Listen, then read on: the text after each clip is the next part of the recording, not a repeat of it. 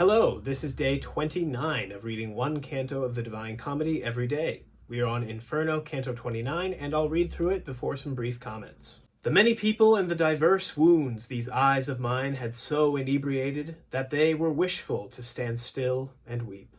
But said Virgilius, "What dost thou still gaze at? Why is thy sight still riveted down there among the mournful mutilated shades? Thou hast not done so at the other Bolgia.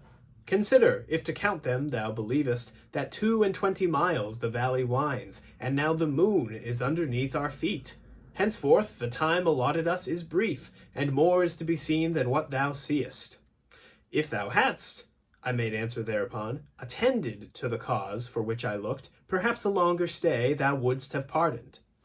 Meanwhile my guide departed, and behind him I went, already making my reply, and superadding, "In that cavern where I held mine eyes with such attention fixed, I think a spirit of my blood laments the sin which down below there costs so much."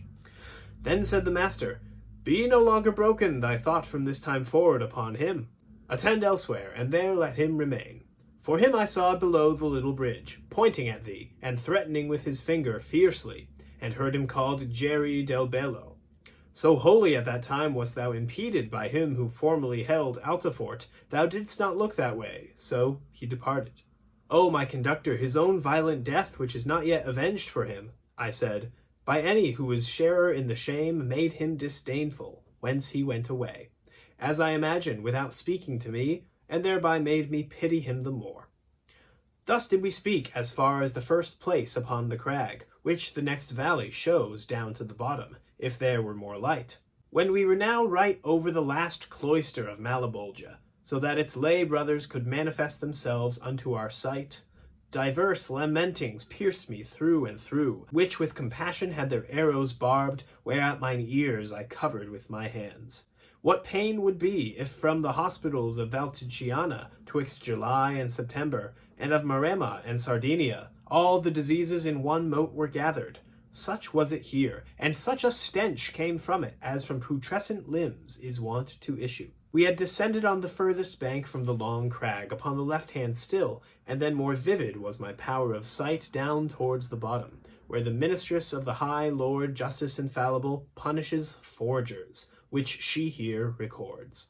I do not think a sadder sight to see was in Aegina, the whole people sick, when was the air so full of pestilence, the animals, down to the little worm, all fell, and afterwards the ancient people, according as the poets have affirmed, were from the seed of ants restored again. Then was it to behold through that dark valley the spirits languishing in diverse heaps. This on the belly, that upon the back, one of the other lay, and others crawling shifted themselves along the dismal road. We, step by step, went onward without speech, gazing upon and listening to the sick who had not strength enough to lift their bodies. I saw two sitting leaned against each other, as leans in heating platter against platter, from head to foot bespotted o'er with scabs, and ne'er saw I plied a currycomb by stable boy for whom his master waits, or him who keeps awake unwillingly. As everyone was plying fast the bite of nails upon himself, for the great rage of itching which no other succor had, and the nails downward with them dragged the scab, in fashion as a knife the scales of bream, or any other fish that has them largest. "O thou, that with thy fingers dost dismail thee," began my leader unto one of them, "and makest of them pincers now and then, tell me if any Latian is with those who are herein, so may thy nails suffice thee to all eternity unto this work." "Latians are we, whom thou so wasted seest, both of us here," one weeping made reply, "but who art thou that questionest about us?" And said the guide, "One am I who descends down with this living man from cliff to cliff, and I intend to show hell unto him." Then broken was their mutual support, and trembling each one turned himself to me, with others who had heard him by rebound. Wholly to me did the good master gather, saying, "Say unto them whate'er thou wishest," and I began, since he would have it so. "So may your memory not steal away in the first world from out the minds of men, but so may it survive neath many suns. Say to me who ye are, and of what people. Let not your foul and loathsome punishment make you afraid to show yourselves to me."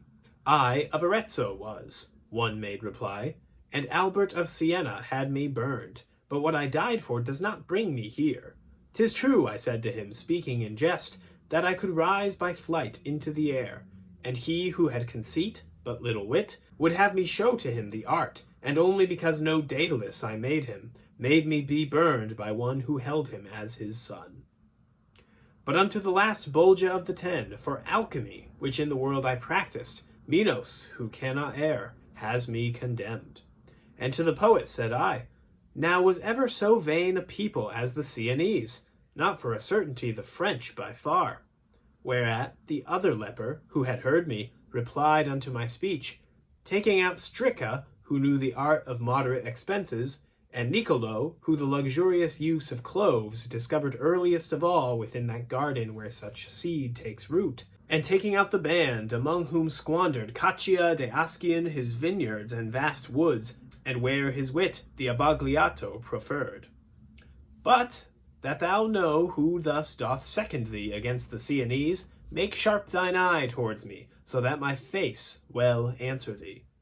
And thou shalt see, I am Capoccio's shade, who meddles falsified by alchemy.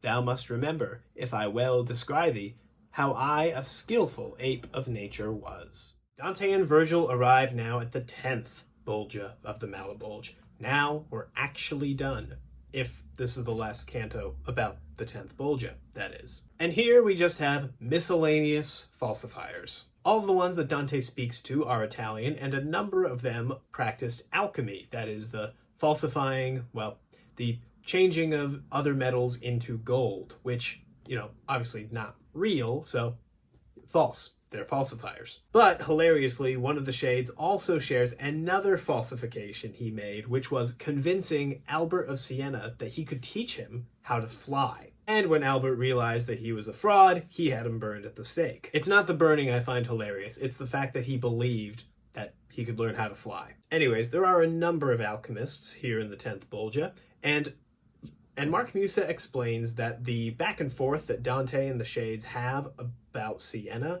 is because Siena was the butt of many jokes from the Florentines. One more note from Mark Musa. Apparently the shade that Dante was looking for at the beginning of this chapter in the 9th Bolgia was a man named Geri del Bello, who was a cousin of Dante's father. He was killed in a blood feud between the Alighieri's and another family, and apparently at the time it was pretty much mandatory that such killings were avenged, and Mark Musa surmises that apparently at 1300, Gary's murder was still unavenged, and so that is why Dante was eager to see him. If there's a contrapasso, I'm not sure what it is just yet, but it looks like we are going to see more of this Bolgia in the next chapter, so I'll get back to you on that. That'll be all for today then. I'll see you tomorrow.